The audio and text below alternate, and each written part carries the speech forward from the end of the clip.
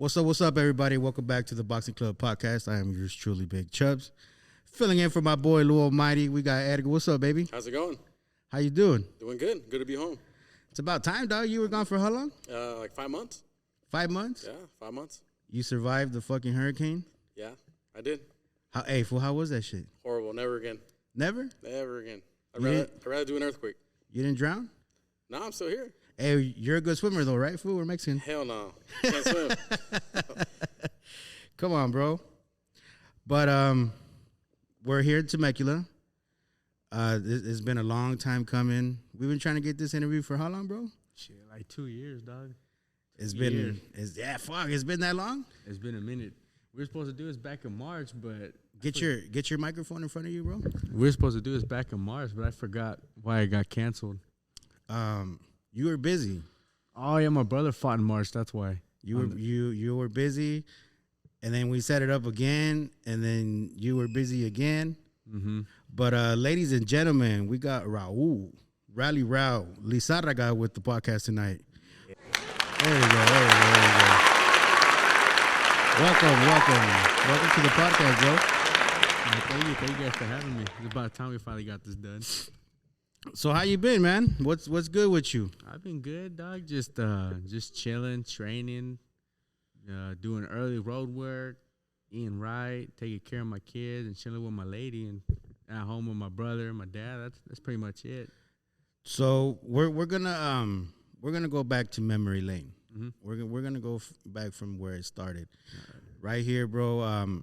We like your fans to get to know you for who you are outside of boxing.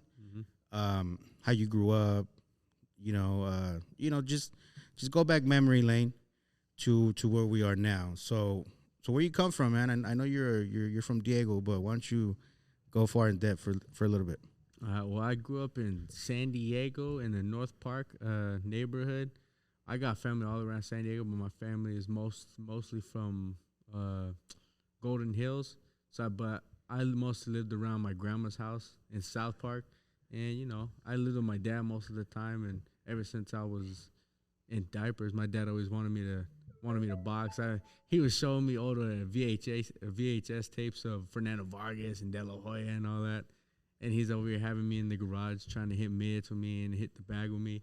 And then I guess, I fell out of love for it when I was 10, so I went through the little travieso phase for like 5 years. Came back when I was 15.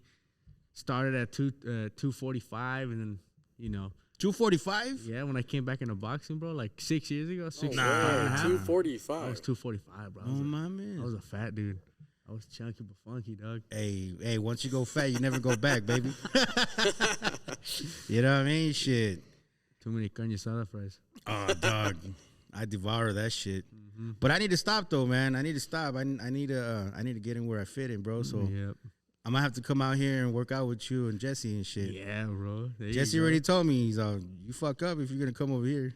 Yeah, dog. You gonna work. He said he's like, you're going to go from a 2-liter Coca-Cola bottle to a regular fucking Coca-Cola bottle. He works your ass. You already know. No, hell yeah. So growing up as a kid, bro, outside of boxing, like what'd you do? Like just fuck around in the streets or just fuck around like what kids do? Nah, just normal stuff about what kids did. I had my dad and my mom tell me to stay out of the streets and all that. They show me American Me and all that. They're like, no, you don't want that life. I'm like, all right, I don't. Just playing, shooting the stuff, skateboarding and all that. But my dad didn't really want me to play outside. He was like, dude, you need to focus on boxing. You're gonna get hurt. You keep playing in the streets. And I eventually got hurt. I was like, I don't really want to do this no more, Dad. And I got out of boxing, became fat, too many carne asada fries. Everybody around me is getting skinny, taller, leaner, and I'm just staying a little chunky dude. And then I came back at 15. I was like, you know what? I'm hungry for it again. Might as well. I watched Canelo fight Chavez Jr. and I was like, I want to box again. Oh, so that fight made you want to come back? Yeah, bro. At what age were you like, this is what I want to do now? When I was 15, bro. Yeah? When I was 15. And then what was it about that fight though that you were just like, I gotta get back in? Because I've always been a Canelo fan, so I just remember watching that fight, and that fool was he was good. He put hands on Chavez Jr. So I was just like, you know what, I want to be good like that. And I've always grew up a Canelo fan. So, and my dad was like, well, if you want to do it, you got to train hard. I'm like, came to the gym the first day. Jesse had me spar. I got in the court. On your first day? On my first day. No. And of course, I was eating carne asada fries like 2 hours before, too. Got dropped with a body shot, almost threw up. But I came back and I kept getting my ass whooped. And that's when he was like, oh, you know what? You have heart. I'm going to put more time into you. Yeah, fuck that. I ain't coming here. He's going to throw me to spar on my first day? Hell nah, Jesse, I'm good. I actually attended that Chavez Jr. Canelo fight. Oh, really? And it was an ass whooping, yeah. I remember watching that. What was that? I was a sophomore when that fight happened. I was 15. Bro, why you got to go back like that, dog? You're going to make me feel old as shit. Shit. This is like a time ago, bro. So how... That's fucked up. Hey, so what made you come into Temecula? This is your first gym, or did you go to any gyms before this? No, I went to another gym in San Diego, Undisputed, and then I was always going up north because my dad's from up northern California, so I was always going up there and then coming back down. But when I was up there, I was at another gym. I just kept bouncing around. I was like, I don't want to do this. But then I came back and I was like, I really want to do this. But not just the Canelo fights when we want to do it. I just hated being fat, bro. I hated being fat. I wanted to be back in shape because when I was a little kid, I was so fluid. I was able to run 5 miles easily. I felt unstoppable. Damn. Yeah. And I just wanted to get back to that. So you were a fatleet like me. Oh yeah. No, dog, I was chunky but funky, bro. Like if we played football out in the street, I was clocking fools. I wasn't running. Shit. I wasn't running with the ball. Nah, see, cause I've been fat my whole life, but I was into sports. Yeah. You know what I mean? I played football, I played baseball, I fucking played basketball. I even did track. I did track too. I did track, and I got dropped from the team because I wasn't fast. Well, I did it. I did track for the, what's it called? I think the CYA, and I wasn't fast, but I was always having a good time when it came to the mile or 2 miles. Yeah, I would gas out like at a 3/4 mile. Mm-hmm. I was fucking huffing and puffing, and That shit, dog. You don't stop eating burritos, bro. We're gonna cut you. So when you're in between fights, what's your training regimen? What do you do on a normal basis? So I go out of town twice a week, either Monday and Wednesday, Friday, or even Tuesday and Thursday. I spar twice a week, and so on the days I don't spar, I wake up at 4 o'clock to go run at 5. I run for about an hour, or 50 minutes. Come back, rest, have my first meal at 7. Come to the gym, I have my second meal at 11. Come to the gym, train for like 3 hours, 3.5 hours. Have my third meal at 3. I rest. And sometimes I go to Fitness 19 or one of those gyms just to get a third workout in, just to get extra work in. And then that's pretty much Monday through Friday. And then Saturday, I wake up early to hit Fitness 19 too, or I come here to the gym. And Sunday's my only rest day. Damn, that's a long, yeah. So you still stay out in San Diego, or? No, I live out. I live around the area now. I live out in Menifee. Yeah, that's cool. Yeah. So what's your style like? Okay, before we get there, did you do any amateurs before you went pro? Yeah, I did amateurs. Yeah. How did you do in the amateurs? I did good in the amateurs. I was all right, but in 2019, I was ranked number 3 and number 1 at 178. Okay. Wow, nice. Yeah, so I did a couple of national tournaments, but I don't really care about that. The amateurs is in the past. So your pro debut was January 2021? Yeah, January 2021, January 30th in TJ. In Tijuas, right? The Big Punch Bowl? Yeah. A lot of people debut there, bro. Is there a reason for that? Or is it just that's where... Maybe it's just I debuted there because we wanted to just get the feel of it. We weren't really talking to promoters and all this. We were like, you know what, we'll get our feet wet and see how it is. It wasn't that bad. But a lot of people start there just because they want to jumpstart their career, get a good record out there, and that's when they start upping up in opposition. Nice. So you're all TKOs and KOs, bro. Yeah, because I train hard, bro. I don't train to go the distance. I train to last, but at the end of the day, I want to take you out. It'll come when it comes, but I want to punish you. So what do you base your style, like who do you try to mimic, or you try to mimic anybody, or you grab something from somebody and grab something from somebody else and you make it your style, or what do you think your style is? I don't really know, bro, because I can box sometimes and I get fancy with the head movement, and then I can be a brawler and an inside fighter. But I don't know who I base my style off of, but my two favorite boxers of all time were Roy Jones Jr. and Mike Tyson. Even before they fought, I was a big Roy Jones Jr. and Mike Tyson fan. Hey, Roy Jones Jr. was a shit though, bro. Roy Jones Jr. was bad. He was on a different level. Savage, dude. He was on a different level. Yeah, hell yeah. I was that one kid going to the gym before I went to the gym watching Roy Jones Jr. highlights and Mike Tyson highlights just to get pumped up and all that. You hear that, Roy? Nice. You hear that, Roy? So have you had a fight yet where you're like, man, this guy's style was harder? Has everything been kind of easy so far? The first, I never really got into I never had a fight like that before to where I'm like, okay, this guy's a little difficult, because at the end of the day, at the end of like the first round, I adjust. I'm like, okay, I know what I got to do. And I try to break them down so they get a little bit slower and a little more tired. And then they're like, they try to get that third breath, and they try to slow it down. That's when I pick it up. What about left-handers? Have you gotten in the ring with a lot of them or no? Yeah, I've actually gotten in a ring with a lot of left-handers. Back in April when I made my United States debut, I fought a dude. Let me tell you a story about my United States debut. Let's go. Tell it. Crazy, bro. I was supposed to fight at 168, right? And then this dude, and then they tell me, 170, 172. I'm like, what the hell is going on? And when I go to weigh in, I think I was 170 or 169. I was ready. I was fit, bro. And they tell me, they go, hey, your guy's 185. You need to eat and drink water to gain weight. I'm like, what the fuck? For a weigh? What? Usually it's the other way around. Yeah, bro, that dude weighed 185, and then when we fought, he was 196. So I think 194. God damn. Yeah, bro, that dude was big, bro. So how were you able to overcome that obstacle? Oh, he was just getting tired. So I was like, I'm gonna just throw the big punches, get him tired, get the points. I know I'm not gonna knock him out. I hurt him with a couple punches, but I knew he's a big dude. He could take him. But then I got him with a good body shot, and I heard him go, you know what that means? Like, got him. Yeah, and I tried to knock the grease out of his ass. There you go. Yeah, dog. So, yeah, bro. So, yeah, and then after the second round, Jesse and my other coach Travis and then Felix were all telling me just stay on him, do what you gotta do, and I'm all looking like this to the side.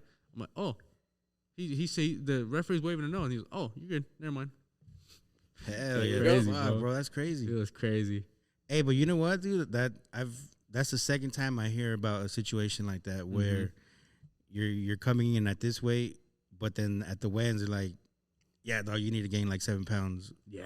Within a couple hours before, so you can weigh in, because homeboy came in at fucking 200 pounds and shit. It was crazy, bro. It was crazy. Like I think like 3 days before my weigh-ins, he was like 200, 198, bro. I was like, oh, dude, I'm kind of jealous. Shit, I wish I was at 200. It's all right, Dr. Chuck. You were funky, bro. That's right. Man, so your last fight, bro, I thought you were a fucking wrestler, dude. Oh, dude, he got tired, bro. So he just kept wanting to hug me. Watching Rey Mysterio highlights, trying to RKO his ass. I was like, damn, this was going to 619 his ass right now. Yeah, bro, I tried, dog.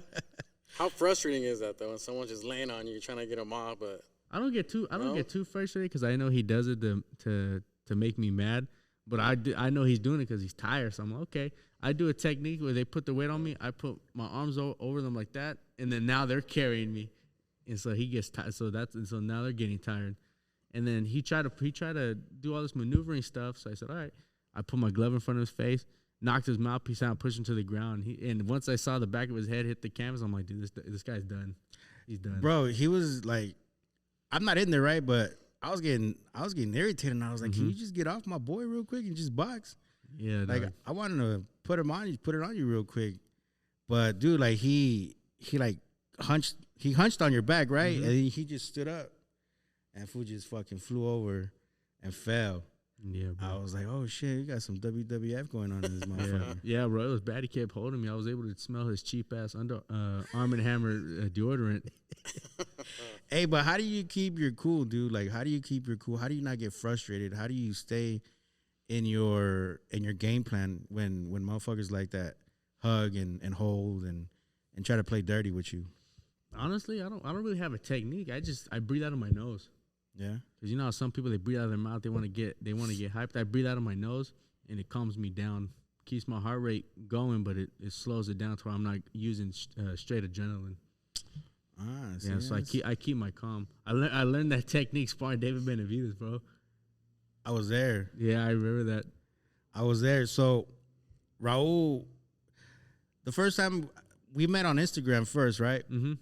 We first met on Instagram, and then we started chopping it up on Instagram, and then we got invited to a private workout for the David Benavidez training camp, and Rayo and Diego were there, and then I pull up and I was like, "Fuck, is that Raul?" And then I jumped on Instagram real quick, and I was like, "Oh shit, it is Raul." And then I went up to you, right, and I was like, "Hey, bro, what's up?" Like, I introduced myself to him. Well, you were actually recording. You were live streaming, and then you pointed the phone at me. You're like in a future guest. I'm like, oh shit, that's how you do it. all right. On the spot. And so I was like, because I was like, fuck, dude, I've been trying to get him on the pod for a minute. And then he steps in the ring, dude, and he sparred Diego. Mm-hmm. I was fucking like, damn, this boy can fucking, nice. This boy can play. And out of all the sparring partners that Diego had that day, Raul was the only one that got props. No lie. Like, Diego came out the ring and he gave him mad props. And I was like, damn, like this boy can chuck him. And then ever since then, we've been trying to get him on. And then, yeah, we set up a date, but it's finally here. It's finally here. My boy's got a fight coming up February 4th at the Lump Color. I don't even know how to say that. Lump Color Center, or Lump Color Arena. Lump Color Center, Lump Color Arena in Ontario. Mm-hmm. So how has preparation been for your upcoming fight, bro? Preparation is good. You know, we started the training camp off strong. I didn't really take too long of a break. I was still working, even though I was taking time off. And I came back. I felt good. We started sparring against Roman Villa, ranked number 1 in Venezuela, and then sparring Eric Priest and Terrell Gachet. And then there's another kid I was sparring. Oh, Sergey Bo. Vujicic? Bo, is that how you say his name? Yeah, that guy right there. Yeah, he's good. They're good guys, getting good sparring, getting good work in, and I feel good, bro. I feel confident going in February 4th. So how does each fight, or how does each preparation give? Like, you watch film, or you guys watch who you're fighting, your opponent, and I'm pretty sure every preparation is different, right? Well, yeah, every preparation is different, you know, but it all comes down when you step in the ring.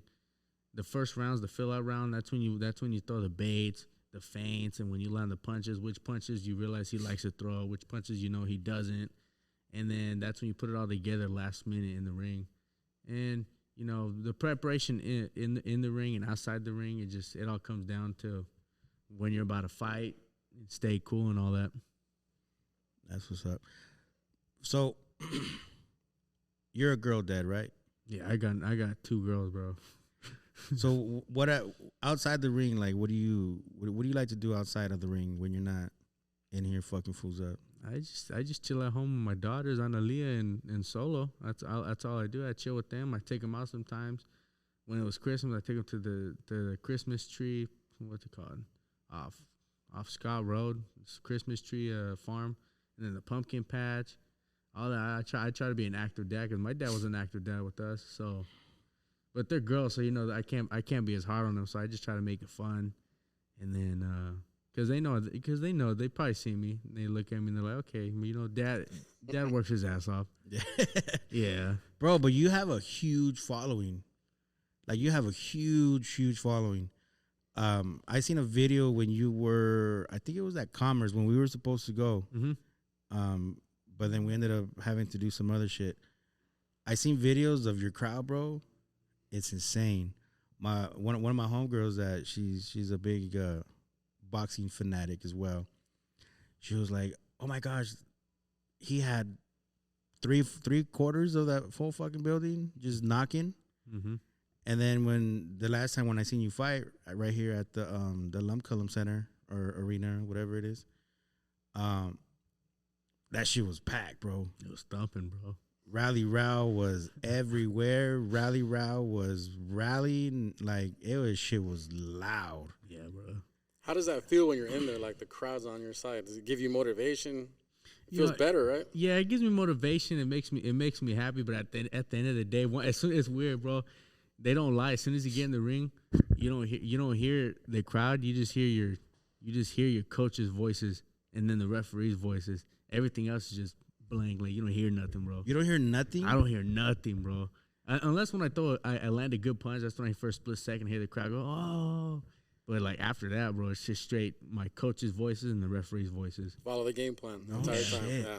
If you notice, most of the time, if you watch videos of my fight, most of the time my face is so focused on my opponent. I'm watching every little thing he's doing, every little twitch, every little movement he's doing with his leg, his waist, where his eyes are going. I pay attention, bro, because I'm focused. Hey, so how does it feel, dude, to be one of the hottest prospects in the IE outside of, Big Chubbs and Lou Almighty in the Boxing Club podcast? It feels good. It feels good, bro. Yeah, at the end of the day, I'm glad I'm starting to get a little more recognition and people are starting to give me more props. But at the end of the day, it doesn't matter much unless you're able to execute the plan, which is become world champion. Right. Where your belts at? Speaking of, my belt's at the house, homie. I forgot to bring them, dog. Ah, I messed up, dude. I for sure thought you were gonna bring your. I was gonna wear that shit throughout the whole interview. I was leaving the house, bro. I was like, wait a minute. Before I took the emergency brake, I was like, wait a minute, what am I forgetting? I looked in my bag, my training gear is all that in there, my shoes are in there, my extra clothes. I'm like, I think I got everything. And as soon as I'm pulling up to the gym, I'm like, I forgot my damn belts. Oh man, come on, bro. You gotta bring it. Mm-hmm. Well, right here, my boy, we like to play a little game called 12 Rounds of Verses. All right. We're gonna give you two options. Mm-hmm. It's either gonna be this or that, and you have to pick one. All right. You can't pick both. You could only pick one. All right. Wings or tacos? Tacos.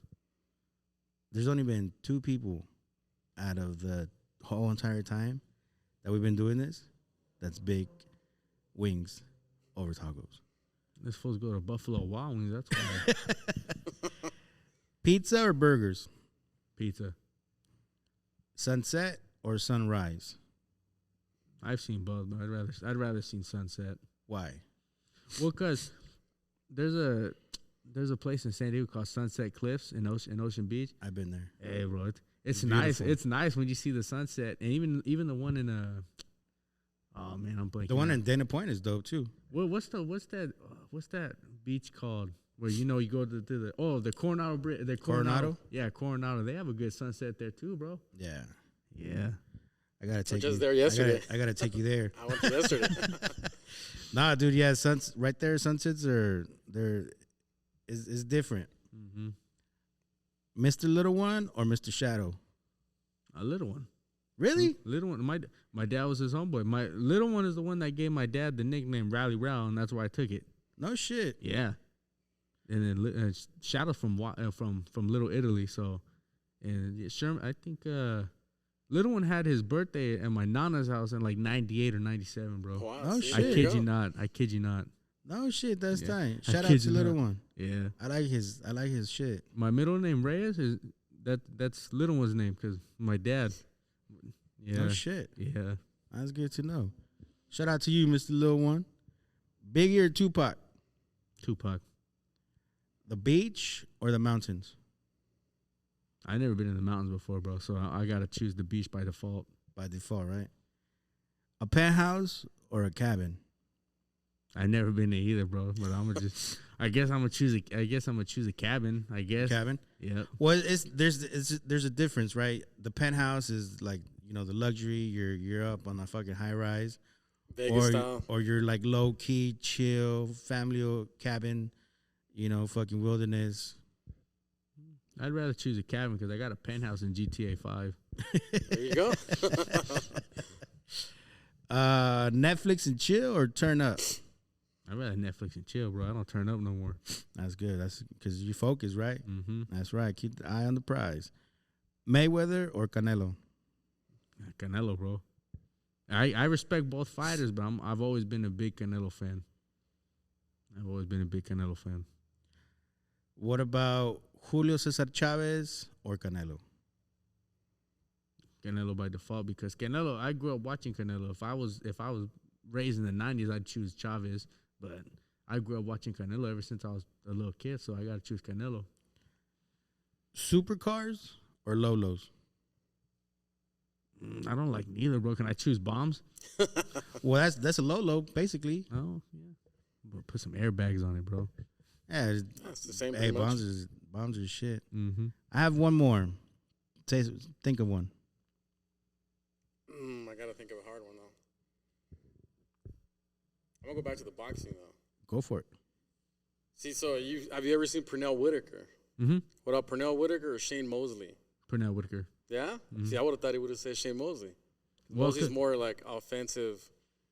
Because my brother's a big time boxing fan. Where he watches Prince Nassim Hamed. That's what I do. I watch all those videos. And Pernell Whitaker. Yeah. And he was the one that showed me all those weird moves that they do, and I was like, you know what, I like Pernell Whitaker, even though he didn't really have a lot of knockouts, but I like Pernell Whitaker more than Shane Mosley. There you go. I like Shane. I met Shane a bunch of times too. Yeah. I like Shane. Shane is. I like his style. He's offensive and motherfucking kick your ass. I remember watching when he fought Mayweather live, bro. I was 8, I think. Yeah, I was 8. I was 8 when he fought Mayweather. Damn. Remember when he whooped the Margarito for cheating? I was at that fight too, and I'm like, I didn't know what was going on until I heard him. Like, no way. So what's coming for you, bro?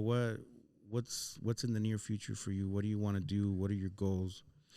Where are we gonna get at? Well, boxing wise, bro. Of course, I want to be world champion, but I want to be top dog, like where everybody wants a piece, and everybody, like even people outside of boxing know my name. Like I want to be on Canelo style. Like people don't call him Saul Alvarez. I want to be called by Rowdy Row. And then outside of boxing, like I just want people to know me. Like he's not just some dude that wants to party or be with a bunch of women. He's low key, but he's a cool dude as well. That's what's up, bro. Yeah, that's pretty much it, bro. Like that. Lump Column Center, Mm-hmm. February 4th.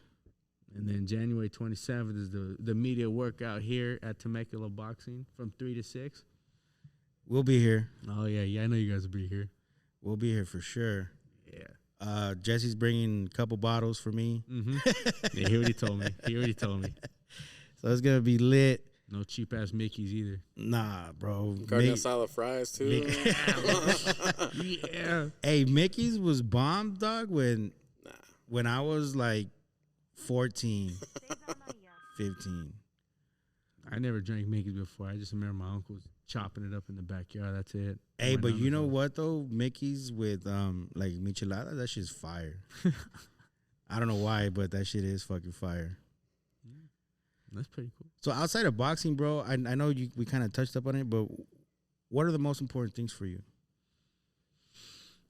Keeping my mentals right, just staying focused on my kids, just trying to make some paper on the side, get them straight, and just staying healthy, bro. Make sure everybody's right. What advice can you give the youth for kids that look up to you? Because I know a lot of kids in this gym look up to you and they see you and they see you fight. Because, bro, there's a lot of kids that pulled up to that fight and was fucking chanting at the top of their lungs, Riley, kick his ass, go to the body, hit the body. Yeah, don't let him do that to you, Riley.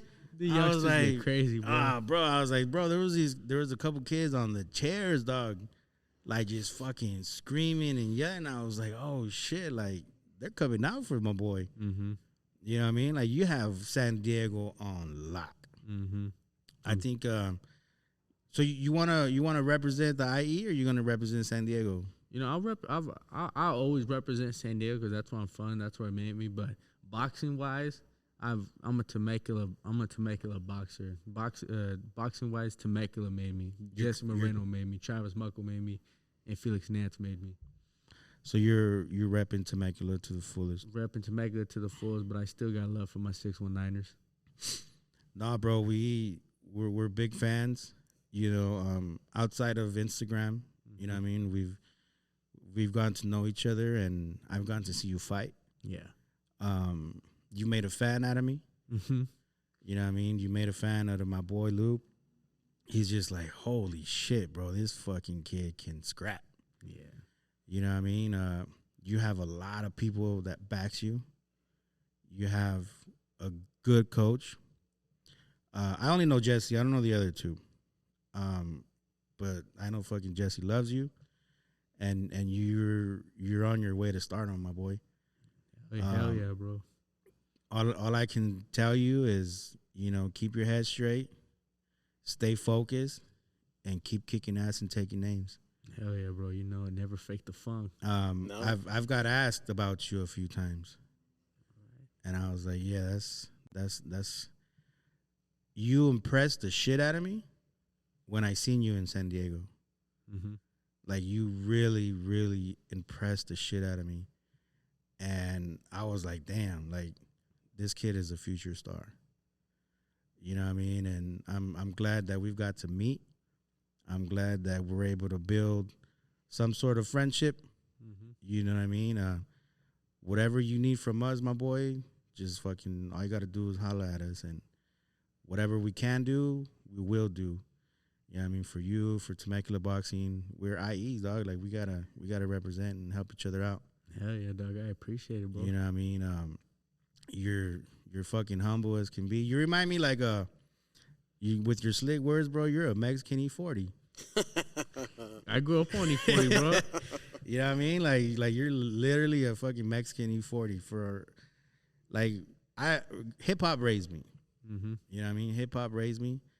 So I know the slang and I know the terms and you remind me of a fucking Mexican E40, bro. I grew up on E40, dog. Like the backstage interview that we did after your win. Posted up like thumbtacks. There you go. I was like, hell yeah, I'm just, I'm cool as a cucumber, dog. You know what I mean? I was like, Mm-hmm. yeah. You know what I mean? You got the swag, bro. Hell yeah, bro. You got the swag, man. And what can we expect February 4th? Well, I'm not gonna get cocky and say get a knockout, but obviously you guys know I put in work. You guys seen my capabilities and my skills and the dedication I put into it. Just expect fireworks, bro. A good performance out of me, and if the knockout comes, the knockout comes. But I'm gonna try to bust his ass up, bro. Are you the main event? Yeah, I'm the main event again. Hell yeah. What's up, dog? So in what round? Just call it. Be honest. Oh. It's an 8-rounder? Yeah, it's an 8-rounder, bro.